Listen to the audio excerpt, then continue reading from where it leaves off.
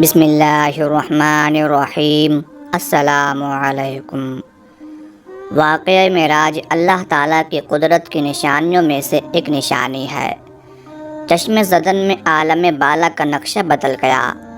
حکم ربی ہوا، اے جبرائیل اپنے ساتھ 70,000 فرشتے لے جاؤ۔ حکم الہی سن کر حضرت جبرائیل علیہ السلام سواری لینے جنت میں جاتے ہیں، اور آپ نے ایسی سواری کا انتخاب کیا جو آج تک کسی شہنشاہ کو بھی میسر نہ ہوئی ہوگی۔ میسر ہونا تو دور کی بات ہے، دیکھی تک نہ ہوگی۔ اس سواری کا نام براق ہے۔ تفسیر روح البیان میں ہے کہ نبی کریم صلی اللہ علیہ وآلہ وسلم سے پہلے براق پر کوئی سوار نہیں ہوا۔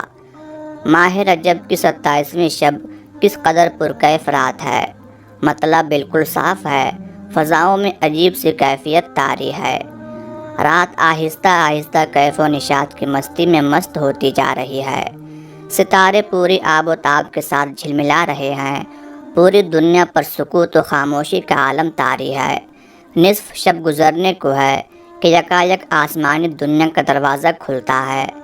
انوار و تجلیات کے جلوے سمیٹے حضرت جبرائیل علیہ السلام نورانی مخلوق کے جھرمٹ میں جنتی براق لیے آسمان کی بلندیوں سے اتر کر حضرت ام ہانی رضی اللہ تعالی عنہا کے گھر تشریف لاتے ہیں، جہاں ماہ نبوت حضرت محمد صلی اللہ علیہ وآلہ وسلم محو خواب ہیں۔ آنکھیں بند کیے دل بیدار لیے آرام فرما رہے ہیں۔ حضرت جبرائیل علیہ السلام ہاتھ باندھ کر کھڑے ہیں اور سوچ رہے ہیں کہ اگر آواز دے کر جگایا گیا تو بے ادبی ہو جائے گی۔ فکر مند ہیں کہ معراج کے دولہا کو کیسے بیدار کیا جائے۔ اسی وقت حکم ربی ہوتا ہے، اے جبرائیل میرے محبوب کے قدموں کو چوم لے تاکہ تیرے لبوں کی ٹھنڈک سے میرے محبوب کی آنکھ کھل جائے۔ اسی دن کے واسطے میں نے تجھے کافور سے پیدا کیا تھا۔ حکم سنتے ہی حضرت جبرائیل علیہ السلام آگے بڑھے اور اپنے کافوری ہونٹ محبوب رب العالمین حضرت محمد صلی اللہ علیہ وآلہ وسلم کے پائے ناز سے مس کر دیے۔ یہ منظر بھی کس قدر حسین ہوگا جب حضرت جبرائیل علیہ السلام نے فخر کائنات حضرت محمد صلی اللہ علیہ وآلہ وسلم کے قدموں کو بوسہ دیا۔ حضرت جبرائیل امین علیہ السلام کے ہونٹوں کی ٹھنڈک پا کر حضور صلی اللہ علیہ وآلہ وسلم بیدار ہوتے ہیں اور دریافت کرتے ہیں، اے جبرائیل کیسے آنا ہوا؟ عرض کرتے ہیں، یا رسول اللہ صلی اللہ علیہ وآلہ وسلم خدائے بزرگ و برتر کی طرف سے بلاوے کا پروانہ لے کر حاضر ہوا ہوں۔ یا رسول اللہ صلی اللہ علیہ وآلہ وسلم اللہ تعالیٰ آپ کی ملاقات کا مشتاق ہے۔ حضور صلی اللہ علیہ وآلہ وسلم تشریف لے چلیے۔ زمین سے لے کر آسمانوں تک ساری گزرگاہوں پر مشتاق دید کا ہجوم ہاتھ باندھے کھڑا ہے۔ چنانچہ آپ نے سفر کی تیاری شروع کی۔ اس موقع پر حضرت جبرائیل علیہ السلام نے آپ کا سینہ مبارک چاک کیا اور دل کو دھویا۔ حضور صلی اللہ علیہ وآلہ وسلم کا ارشاد گرامی ہے کہ میرے پاس ایک آنے والا آیا اور اس نے میرا سینہ چاک کیا۔ سینہ چاک کرنے کے بعد میرا دل نکالا، پھر میرے پاس سونے کا ایک تشت لایا گیا جو ایمان و حکمت سے لبریز تھا۔ اس کے بعد میرے دل کو دھویا گیا، پھر وہ ایمان و حکمت سے لبریز ہو گیا۔ اس قلب کو سینہ اقدس میں اس کی جگہ پر رکھ دیا گیا۔ سینہ اقدس کا شک کیے جانے میں کئی حکمتیں ہیں، جن میں ایک حکمت یہ ہے کہ قلب اطہر میں ایسی قوت قدسیہ شامل ہو جائے جس سے آسمانوں پر تشریف لے جانے اور عالم سماوات کا مشاہدہ کرنے، بالخصوص دیدار الہی کرنے میں کوئی دقت اور دشواری پیش نہ آئے۔ پھر آپ صلی اللہ علیہ وآلہ وسلم کے سر انور پر عمامہ باندھا گیا۔ حضرت جبرائیل علیہ السلام نے سرور کونین صلی اللہ علیہ وآلہ وسلم کو نور کی ایک چادر پہنائی، زمرد کی نالین مبارک پاؤں میں زیبتن فرمائی، یاقوت کا کمر بند باندھا۔ حضور صلی اللہ علیہ وآلہ وسلم نے براق کا حلیہ بیان کرتے ہوئے ارشاد فرمایا، سینہ سرخ یاقوت کی مانند چمک رہا تھا، اس کی پشت پر بجلی کونتی تھی، ٹانگیں سبز زمرد، دم مرجان، سر اور اس کی گردن یاقوت سے بنائی گئی تھی۔ بہشتی زین اس پر کسی ہوئی تھی جس کے ساتھ سرخ یاقوت کے 2 رکاب آویزاں تھے۔ اس کی پیشانی پر لا الہ الا اللہ محمد رسول اللہ لکھا ہوا تھا۔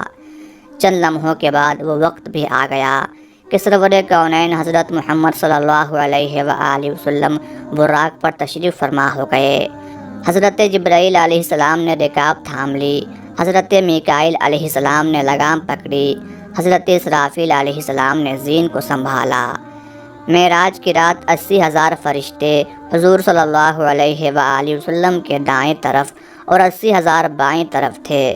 فضا فرشتوں کی درود و سلام کی صداؤں سے گونج اٹھی اور آقائے نامدار حضرت محمد صلی اللہ علیہ وآلہ وسلم درود و سلام کی گونج میں سفر معراج کا آغاز فرماتے ہیں۔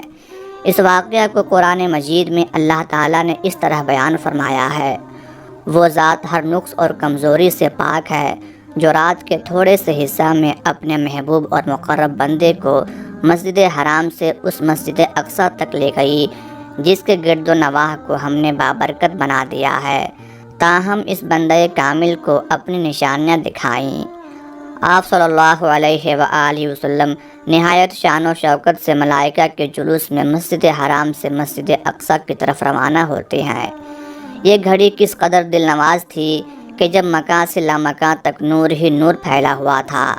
سواری بھی نور تو سوار بھی نور، باراتی بھی نور تو دولہا بھی نور، میزبان بھی نور تو مہمان بھی نور، نوریوں کی یہ نوری بارات فلک بوس پہاڑیوں، بے آب و گیا ریگستانوں، گھنے جنگلوں، چٹیل میدانوں، سرسبز و شاداب وادیوں، پرخطر ویرانوں پر سے سفر کرتی ہوئی وادی بطحا میں پہنچی جہاں کھجور کے بے شمار درخت ہیں۔ حضرت جبرائیل علیہ السلام عرض کرتے ہیں کہ حضور یہاں اتر کر 2 رکعت نفل ادا کیجئے، یہ آپ کی ہجرت گاہ مدینہ منورہ ہے۔ نفل کی ادائیگی کے بعد پھر سفر شروع ہوتا ہے۔ راستے میں ایک سرخ ٹیلہ آتا ہے جہاں حضرت موسیٰ علیہ السلام کی قبر ہے۔ حضور صلی اللہ علیہ وآلہ وسلم ارشاد فرماتے ہیں کہ معراج کی رات میں سرخ ٹیلے سے گزرا تو میں نے دیکھا کہ وہاں موسیٰ علیہ السلام کی قبر ہے اور وہ اپنی قبر میں کھڑے ہو کر نماز پڑھ رہے ہیں۔ پھر دیکھتے ہی دیکھتے بیت المقدس بھی آ گیا جہاں قدسیوں کا جمع غفیر سلامی کے لیے موجود ہے، حور و غلمہ خوش آمدید کہنے کے لیے، اور تقریباً 1,24,000 انبیاء و مرسلین استقبال کے لیے بے چین و بے قرار کھڑے تھے۔ حضور صلی اللہ علیہ وآلہ وسلم اس مقام پر تشریف فرما ہوئے جسے باب محمد صلی اللہ علیہ وآلہ وسلم کہا جاتا ہے۔ حضرت جبرائیل علیہ السلام ایک پتھر کے پاس آئے جو اس جگہ موجود تھا۔ حضرت جبرائیل علیہ السلام نے اس پتھر میں اپنی انگلی مار کر اس میں سوراخ کر دیا اور براق کو اس میں باندھ دیا۔ آفتاب نبوت حضرت محمد صلی اللہ علیہ وآلہ وسلم مسجد اقصیٰ میں داخل ہوتے ہیں۔ صحن حرم سے فلک تک نور ہی نور چھایا ہوا ہے، ستارے مان پڑ چکے ہیں، قدسی سلامی دے رہے ہیں، حضرت جبرائیل علیہ السلام اذان دے رہے ہیں، تمام انبیاء و رسول صف در صف کھڑے ہو رہے ہیں۔ جب صفیں بن چکیں تو امام الانبیاء حضرت محمد صلی اللہ علیہ وآلہ وسلم امامت فرمانے تشریف لاتے ہیں۔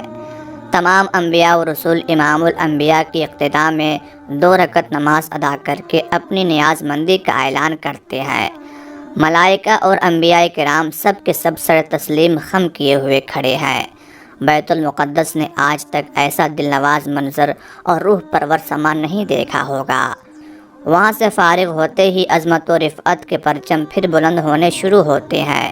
درود و سلام سے فضا ایک مرتبہ پھر گونج اٹھتی ہے۔ سرور کونین حضرت محمد صلی اللہ علیہ وآلہ وسلم نوری مخلوق کے جھرمٹ میں آسمان کی طرف روانہ ہوتے ہیں۔ حضور صلی اللہ علیہ وآلہ وسلم فرماتے ہیں پھر مجھے اوپر لے جایا گیا۔ براق کی رفتار کا عالم یہ تھا کہ جہاں نگاہ کی انتہا ہوتی وہاں براق پہلا قدم رکھتا، فوراً ہی پہلا آسمان آ گیا۔ حضرت جبرائیل علیہ السلام نے دروازہ کھٹکھٹایا۔ دربان نے پوچھا کون ہے؟ جواب دیا جبرائیل۔ دربان نے پوچھا تمہارے ساتھ کون ہے؟ حضرت جبرائیل علیہ السلام نے کہا حضرت محمد صلی اللہ علیہ وآلہ وسلم۔ دربان نے کہا مرحبا، دروازے انہی کے لیے کھولے جائیں گے۔ چنانچہ دروازہ کھول دیا گیا۔ آسمان اول پر حضرت آدم علیہ السلام نے حضور سرور کونین صلی اللہ علیہ وآلہ وسلم کو خوش آمدید کہا۔ دوسرے آسمان پر پہنچے تو حضرت عیسیٰ علیہ السلام اور حضرت یحییٰ علیہ السلام نے حضور صلی اللہ علیہ وآلہ وسلم کو خوش آمدید کہا۔ تیسرے آسمان پر حضرت یوسف علیہ السلام نے، چوتھے آسمان پر حضرت ادریس علیہ السلام نے، پانچویں آسمان پر حضرت ہارون علیہ السلام نے، چھٹے آسمان پر حضرت موسیٰ علیہ السلام نے اور ساتویں آسمان پر حضرت ابراہیم علیہ السلام نے سرور کونین حضرت محمد صلی اللہ علیہ وآلہ وسلم کا استقبال کیا اور خوش آمدید کہا۔ پھر آپ صلی اللہ علیہ وآلہ وسلم کو جنت کی سیر کرائی گئی۔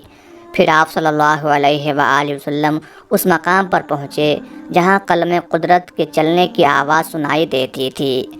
اس کے بعد پھر آپ صلی اللہ علیہ وآلہ وسلم سدرۃ المنتہا تک پہنچے۔ سدرہ وہ مقام ہے جہاں مخلوق کے علوم کی انتہا ہے۔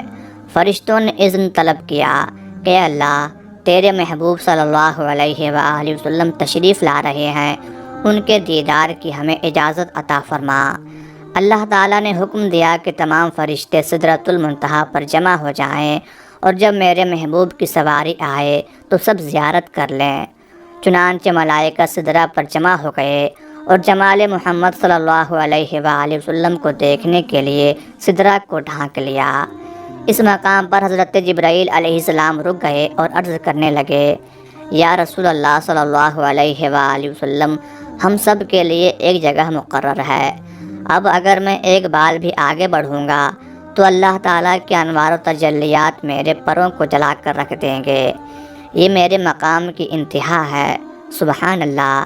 حضور صلی اللہ علیہ وآلہ وسلم کی رفعت و عظمت کا اندازہ لگائیے کہ جہاں شہباز سدرہ کے بازو تھک جائیں اور روح الامین کی حد ختم ہو جائے، وہاں حضور صلی اللہ علیہ وآلہ وسلم کی پرواز شروع ہوتی ہے۔ اس موقع پر حضور صلی اللہ علیہ وآلہ وسلم ارشاد فرماتے ہیں، اے جبرائیل، کوئی حاجت ہو تو بتاؤ۔ حضرت جبرائیل علیہ السلام نے عرض کی، حضور، یہ مانگتا ہوں کہ قیامت کے دن پلصراط پر آپ کی امت کے لیے بازو پھیلا سکوں تاکہ حضور صلی اللہ علیہ وآلہ وسلم کا ایک ایک غلام آسانی کے ساتھ پلصراط سے گزر جائے۔ نبی کریم صلی اللہ علیہ وآلہ وسلم جبرائیل امین کو چھوڑ کر تنہا انوار و تجلیات کی منازل طے کرتے گئے۔ مواہب الدنیا میں ہے کہ جب حضور صلی اللہ علیہ وآلہ وسلم عرش کے قریب پہنچے تو آگے حجابات ہی حجابات تھے، تمام پردے اٹھا دیے گئے۔ اس واقعہ کو قرآن مجید اس طرح بیان فرماتا ہے، فاستویٰ وہو بالافق الاعلیٰ۔ پھر اس جلوہ حسن نے اپنے ظہور کا ارادہ فرمایا اور وہ محمد صلی اللہ علیہ وآلہ وسلم شب معراج عالم مکان کے سب سے اونچے کنارے پر تھے، یعنی عالم خلق کی انتہا پر تھے۔ پھر وہ مبارک گھڑی بھی آ گئی کہ پیغمبر اسلام حضرت محمد صلی اللہ علیہ وآلہ وسلم حریم الہی میں پہنچے اور اپنے سر کی آنکھوں سے عین عالم بیداری میں اللہ تعالیٰ کی زیارت کی۔ قرآن مجید محبوب و محب کی اس ملاقات کا منظر ان دلکش الفاظ میں یوں بیان کرتا ہے، ثم دنا فتدلی فکان قاب قوسین او ادنا۔ پھر وہ رب العزت اپنے محبوب صلی اللہ علیہ وآلہ وسلم سے قریب ہوا، پھر اور زیادہ قریب ہو گیا۔ پھر جلوہ حق اور محبوب صلی اللہ علیہ وآلہ وسلم میں صرف 2 کمانوں کی مقدار فاصلہ رہ گیا، یا انتہائی قرب میں اس سے بھی کم ہو گیا۔ جب نبی کریم صلی اللہ علیہ وآلہ وسلم بارگاہ الہی میں پہنچے تو ارشاد فرمایا، فَأَوْحَىٰ إِلَىٰ عَبْدِهِ مَا أَوْحَىٰ۔ اس خاص مقام قرب و وصال پر اس اللہ نے اپنے بندے کی طرف وحی فرمائی جو بھی وحی فرمائی۔ حضرت امام جعفر صادق رضی اللہ تعالی عنہ فرماتے ہیں کہ یہ وحی اللہ تعالیٰ نے براہ راست اپنے محبوب کو ارشاد فرمائی، درمیان میں کوئی وسیلہ نہ تھا۔ پھر راز و نیاز کی گفتگو ہوئی، اسرار و رموز سے آگاہی فرمائی جسے اللہ تعالیٰ نے تمام مخلوق سے پوشیدہ رکھا۔ اس گفتگو کا علم اللہ تعالیٰ اور حضور صلی اللہ علیہ وآلہ وسلم ہی کو ہے۔ اللہ تعالیٰ قرآن مجید میں ارشاد فرماتا ہے، ما کذب الفؤاد ما رأى، ان کے دل نے اس کے خلاف نہیں جانا جو ان کی آنکھوں نے دیکھا۔ اس آیت مبارکہ میں نبی کریم صلی اللہ علیہ وآلہ وسلم کے قلب انور کی عظمت کا بیان ہے کہ شب معراج آپ صلی اللہ علیہ وآلہ وسلم کی مقدس آنکھوں نے انوار و تجلیات اور برکات الہی دیکھے، حتیٰ کہ اللہ تعالیٰ کے دیدار پر انوار سے مشرف ہوئے تو آنکھ نے جو دیکھا دل نے اس کی تصدیق کی، یعنی آنکھ سے دیکھا اور دل نے گواہی دی، اور اس دیکھنے میں شک و تردد اور وہم نے راہ نہ پائی۔ اللہ تعالیٰ قرآن مجید میں اپنے محبوب صلی اللہ علیہ وآلہ وسلم کی آنکھوں کا ذکر فرماتا ہے، ما زاغ البصر وما طغی، ان کی آنکھ نہ کسی اور طرف مائل ہوئی اور نہ حد سے بڑھی، جس کو تکنا تھا اسی پر جمی رہی۔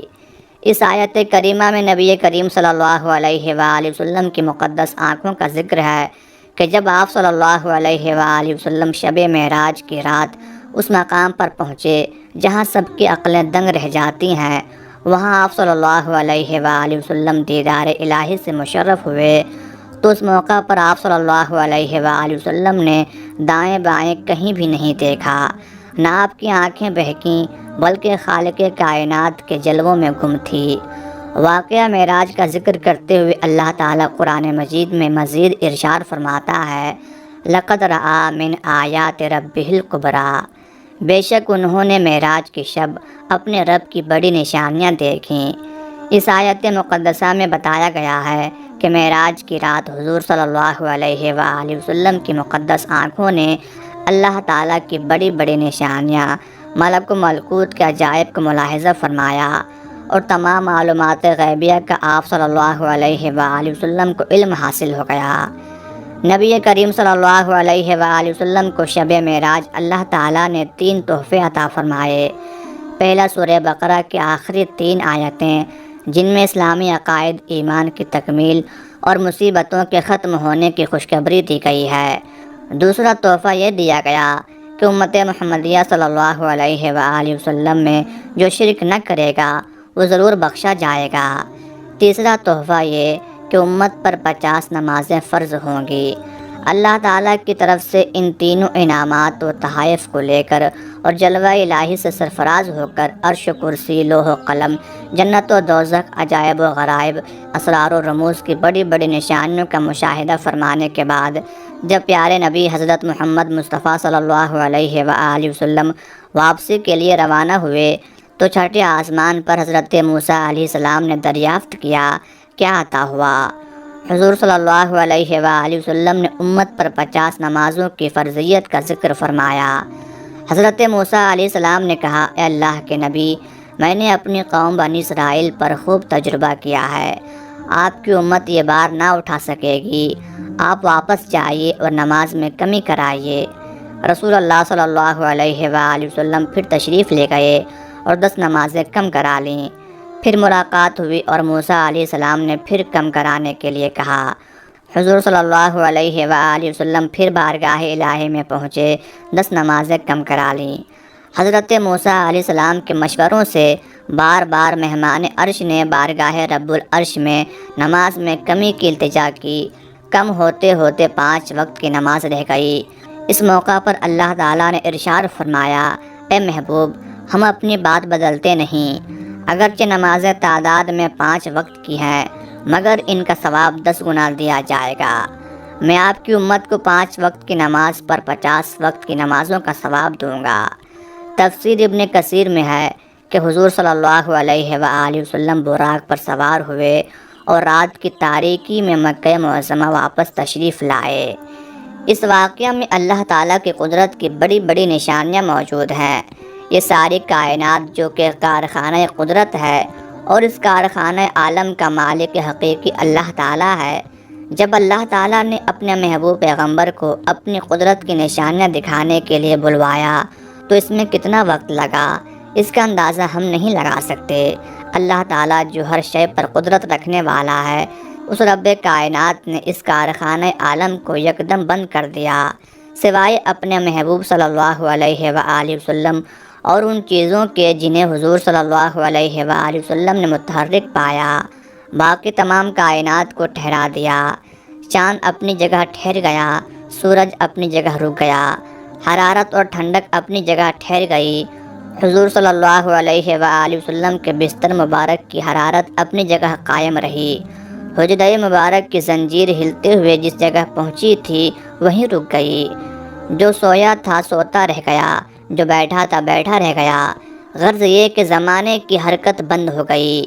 جب نبی کریم صلی اللہ علیہ وآلہ وسلم راتوں رات ایک طویل سفر کر کے زمین پر تشریف لائے تو کارخانہ عالم بحکم الہی پھر چلنے لگا۔ ہر شے از سر نو مراحل کو طے کرنے لگی۔ چاند سورج اپنی منازل طے کرنے لگے، حرارت و ٹھنڈک اپنے درجات طے کرنے لگی۔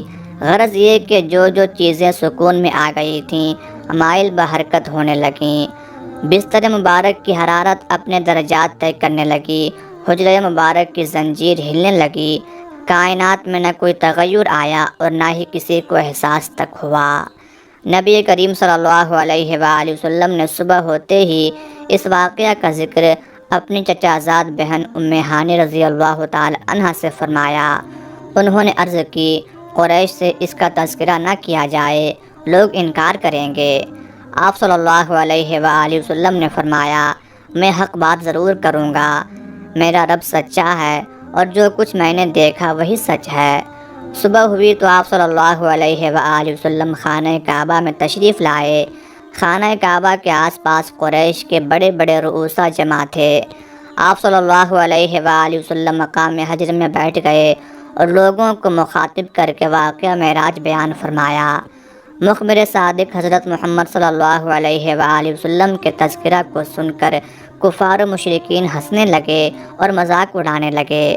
ابو جہل بولا، کیا یہ بات آپ پوری قوم کے سامنے کہنے کے لیے تیار ہیں؟ آپ صلی اللہ علیہ وآلہ وسلم نے فرمایا، بے شک۔ ابو جہل نے کفار مکہ کو بلایا اور جب تمام قبائل جمع ہو گئے تو حضور صلی اللہ علیہ وآلہ وسلم نے سارا واقعہ بیان فرمایا۔ کفار واقعہ سن کر تالیاں بجانے لگے اور اللہ تعالیٰ کے محبوب کا مذاق اڑانے لگے۔ ان قبائل میں شام کے تاجر بھی تھے، انہوں نے بیت المقدس کو کئی بار دیکھا تھا۔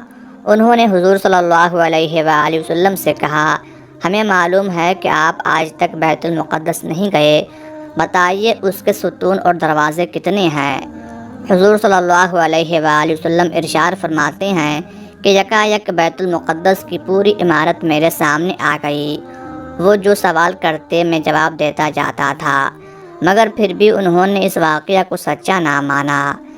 جب نبی کریم صلی اللہ علیہ وآلہ وسلم مسجد اقصیٰ کے بارے میں جواب دے چکے تو کفار مکہ حیران ہو کر کہنے لگے، مسجد اقصیٰ کا نقشہ تو آپ نے ٹھیک ٹھیک بتا دیا، لیکن ذرا یہ بتائیے کہ مسجد اقصیٰ جاتے یا آتے ہوئے ہمارا قافلہ آپ کو راستے میں ملا ہے یا نہیں؟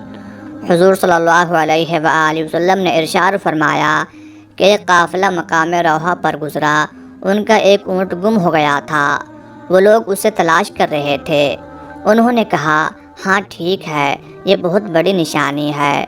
پھر حضور صلی اللہ علیہ وآلہ وسلم نے فرمایا کہ میں فلاں قافلے پر بھی گزرا، دو آدمی مقام ذی طویٰ میں ایک اونٹ پر سوار تھے، ان کا اونٹ میری وجہ سے بدک کر بھاگ گیا اور وہ دونوں سوار گر پڑے، ان میں فلاں شخص کا ہاتھ ٹوٹ گیا، جب وہ آئیں تو ان دونوں سے یہ بات پوچھ لینا۔